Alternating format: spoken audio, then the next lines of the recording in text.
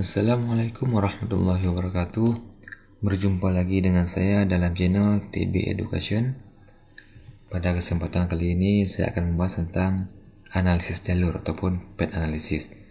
Saya akan membahas ataupun memberikan sedikit teori terkait analisis jalur, sekaligus akan memberikan tutorialnya.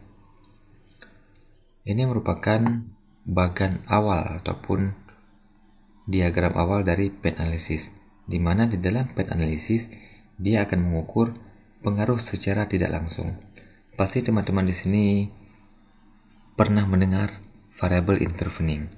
Nah, salah satu penggunaan variable intervening adalah dalam path analysis. Variable intervening di sini yaitu kepuasan nasabah. Nah, variable intervening dia bisa bertindak sebagai variable X dan juga bisa bertindak sebagai variable Y. Artinya multifungsi. Nah, di sini kualitas pelayanan sebagai X1 dan akses layanan X2 yaitu variable bebas ataupun variable independen. Kepuasan nasabah sebagai variable intervening dengan simbol Y1 dan loyalitas nasabah sebagai variable Y2 ataupun variable terikat ataupun variable dependen. Nah, bagaimana ilustrasi daripada pengaruh tidak langsung?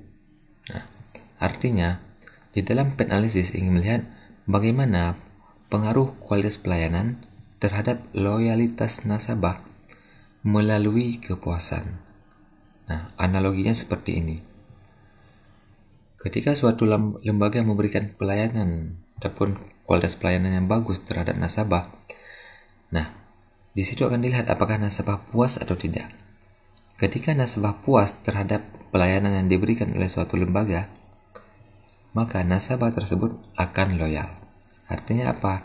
Nasabah akan loyal. Pada dasarnya, loyal nasabah ini dikarenakan pelayanan yang bagus. Akan tapi, ketika pelayanan bagus, ada rasa puas bagi diri nasabah sehingga membuat mereka loyal. Maka dikatakan variable intervening itu variable untuk melihat pengaruh tidak langsung antara variable X dengan variable Y. Di dalam path analysis, dia ada beberapa persamaan substruktural. Semakin banyak variable intervening yang kita pakai dalam bagan kita ataupun dalam penelitian kita, maka semakin banyak juga persamaan substrukturalnya. Nah, di sini ada persamaan substruktural 1, yaitu untuk melihat pengaruh kualitas pelayanan dan akses layanan terhadap kepuasan nasabah. Maka di dalam persamaan substruktural 1 yang akan kita uji adalah bagaimana pengaruh X1 dan X2 terhadap Y1 tanpa mengikut sertakan variabel Y2-nya yaitu loyalitas nasabah. Modelnya yaitu PY1 X1 tambah PY1 X2. Kenapa harus demikian? P ini menandakan path analysis. Maka untuk melihat P, Y1 dan X2. Kenapa harus ditulis secara terbalik? Kenapa enggak PX1, Y1? Ini merupakan sudah ketentuan ataupun sudah teorinya seperti itu. Dan kita tidak mungkin mengubah teori yang ada. Ini adalah model analisis jalur substruktural 1. Selanjutnya persamaan substruktural 2. Yaitu pengaruh kualitas pelayanan, akses layanan, dan kepuasan nasabah terhadap loyalitas nasabah. Rumusnya tidak sama. Nah, di sini variabel kepuasan ataupun Y1 bertindak sebagai variabel X. Sedangkan pada persamaan substruktural 1 tadi, kepuasan nasabah bertindak sebagai variabel Y. Nah, dalam persamaan substruktural 2, variabel interveningnya yaitu kepuasan nasabah bertindak sebagai variabel X. Jadi dalam persamaan substruktural 2 ingin melihat bagaimana pengaruh pelayanan, akses layanan dan kepuasan terhadap Y2 ataupun loyalitas. Nah, setelah kita membuat struktural 2, model analisis jalur struktural 2 juga, maka selanjutnya kita akan membuat full model analisis jalurnya. Nah, ketika full model analisis jalurnya adalah seperti ini. Di dalam full model analisis jalur, kita juga akan mengukur R21 yaitu korelasi antara variabel X1 dan X2. Timbul pertanyaan, kenapa harus 21 di sini? Ini menandakan korelasi antara variabel X2 dan X1. Kalau teman-teman ingin mengubahnya menjadi R12, bisa-bisa saja, yaitu kualitas pelayanan dan akses layanan. Nah, apabila nanti teman-teman variabel X-nya ada 3, berarti tinggal disesuaikan saja. Nah, sebelum melakukan path analysis ataupun analisis jalur, harus melakukan uji asumsi klasik terlebih dahulu. Jadi, step untuk melakukan path analysis jalur ada beberapa. Yang pertama, harus melakukan uji asumsi klasik, itu normalitas, multikolinialitas, dan heteroskedastisitas. Nah, berhubung dalam tutorial ini yang saya pakai adalah data primer, maka uji asumsi klasik autokorelasi tidak diharuskan. Nah, karena mau pakai data primer ataupun data sekunder, mau melakukan uji pakai SPSS ataupun FUS, tata caranya tetap sama, cuma ketika kita merunning datanya saja yang berbeda.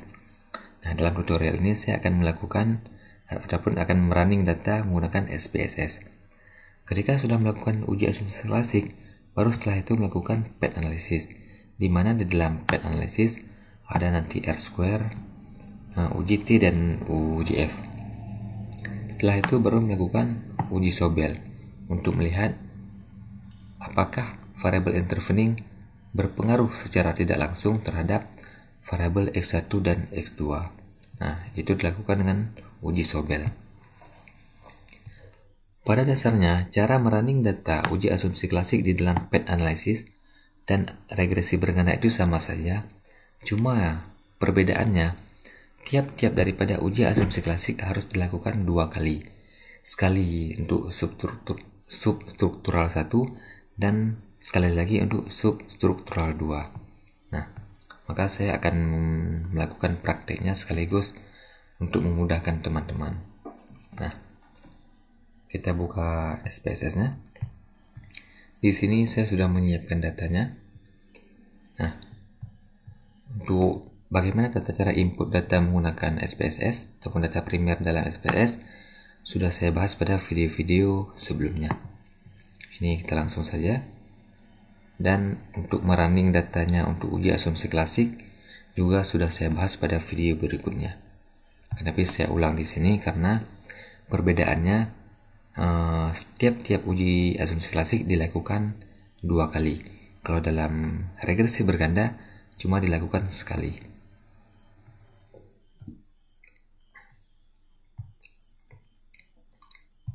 Kita masukkan X1 ke independen, X2 juga ke independen. Nah, ini Y1 terlebih dahulu. Kenapa langsung kita masukkan dependen Y1?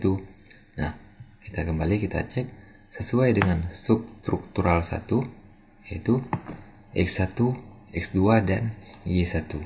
Maka ketika kita running pun kita sesuaikan X1, X2, dan Y1.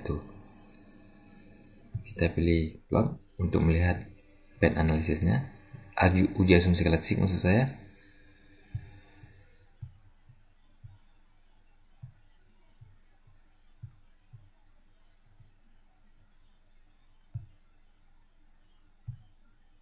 Kita klik OK. Nah, yang harus kita lihat adalah yang pertama uji normalitas terlebih dahulu. Kita pakai yang ini saja.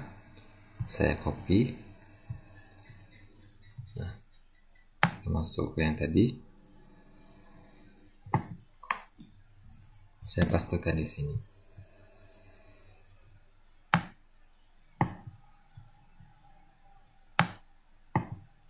Nah, untuk memudahkan saya terlebih dahulu.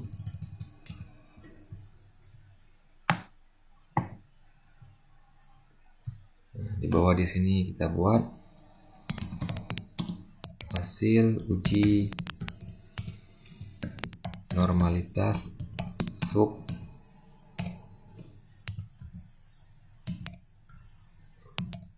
substruktural 1.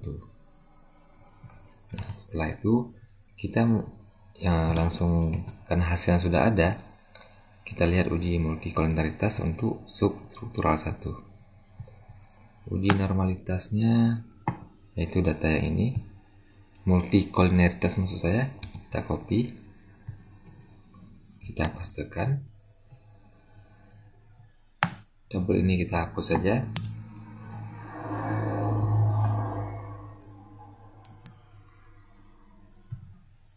Nah, ini kita copy dulu untuk memudahkan supaya kita nggak mengetik 2 kali.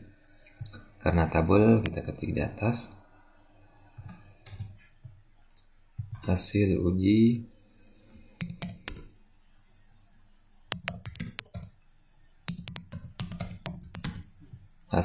multikoliner substruktural 1. Selanjutnya uji heteros. Kita buka kembali SPSS kita. Untuk heteros kita menggunakan scatter plot, kita copy, kemudian kita pastekan.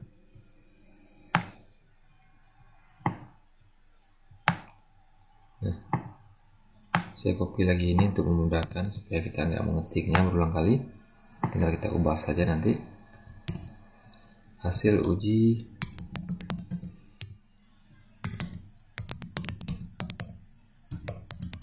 Nah, ini hasil uji heteros kedastisitas substruktural 1.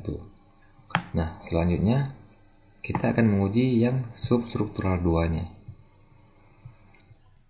Kita buka data kita analis. Nah, yang kepuasan ini kita pindahkan ke variabel independen. Dan yang dimasukkan di sini total daripada variabel x-nya, daripada variabel y-nya. Klik ke sini. Loyalitas nasabah. Nah, kenapa harus pas di dependennya Y2 ya loyalitas nasabah, dan yang di independennya depan variabel x-nya x1, x2 dan y1? Karena ini harus sesuai dengan substruktural 2. x1, x2 dan y1 terhadap y2. Maka ketika kita running pun harus kita sesuaikan. Kita klik OK. Yang pertama kita lihat uji normalitas terlebih dahulu. Kita pakai yang ini, kita sesuaikan yang tadi saja. Kita buka Word kita pastikan.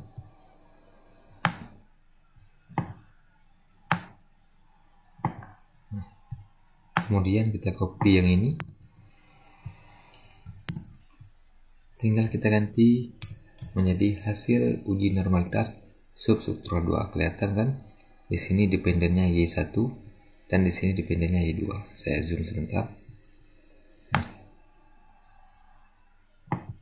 ini dependennya Y1, ini dependennya Y2. Nah, selanjutnya uji normalitas untuk substruktural 2. Saya kebawahkan saja biar satu file untuk satu uji, satu lembar untuk satu uji. Outputnya kita buka. Ini dia Y-nya, Y2 loyalitas. Kita copy. Kemudian kita pastikan. Ini kita hapus saja biar nggak terlalu panjang. Tinggal kita copy yang di atas. Pastikan kita ganti menjadi hasil uji multikolineritas substruktural 2. Nah, selanjutnya untuk uji heteros.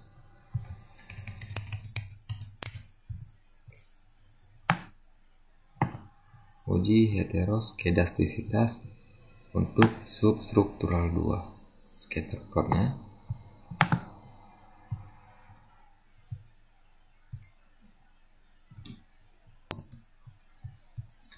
Kita kecilkan saja biar mudah. Tinggal kita copy. Kemudian kita pastikan kita ganti menjadi substruktural 2. Nah, setelah itu baru kita baca hasilnya. Nah, untuk uji normalitas substruktural 1, penjelasan untuk cara membaca uji asumsi klasik ada saya bahas pada video sebelumnya. Jadi di sini secepatnya saja. Apabila ini kan histogram, apabila grafik ini ataupun garis ini berbentuk lonceng, maka data dianggap normal. Nah, substruktural 1 dia normal datanya, untuk substruktural 2 juga normal. Selanjutnya uji multicol. Untuk melihat uji multicol, yang pertama nilai toleran ini lebih besar daripada 0,1 ataupun nilai VIF lebih kecil daripada 10 dan terpenuhi, dua-duanya juga terpenuhi, dapat dikatakan terbebas daripada multikolinialitas. Untuk heteroskedastisitas, apabila teman-teman dapat melihat, saya zoom sedikit. Nah, ini yang bulat-bulat ini, yang kecil-kecil ini, apabila dia menyebar secara acak dan tidak membentuk suatu pola, maka dapat dikatakan terbebas uji heteroskedastisitas.